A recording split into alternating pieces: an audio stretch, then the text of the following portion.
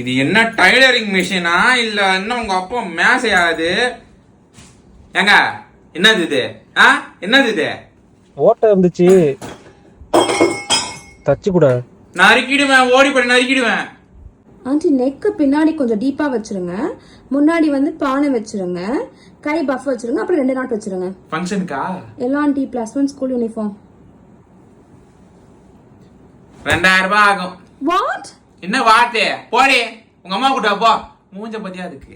இந்த மூக்குத்தி வந்து 85,000 ரூபாய். அப்புறம் இந்த கம்மல் வந்துட்டு 1.5 லட்சம். உங்க அண்ணன் செட்டில்மெண்ட் படத்துல வாங்கினது.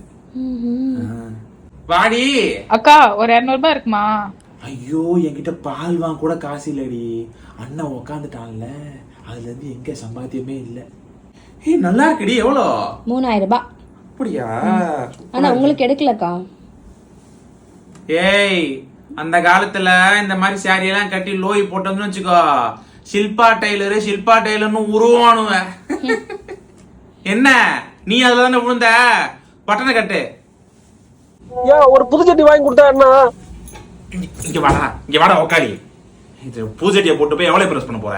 குளத்துல குளிக்கும் போது ஓட்ட தெரியுதுல, அதுக்குன்ட்டு ஏன் கோமணத்தை கட்டிட்டு போ, இல்ல கையில கட்டிட்டு போ. உக்காளி புருஷ எல்லாம் பார்க்க மாட்டேன் நானே. ஆமா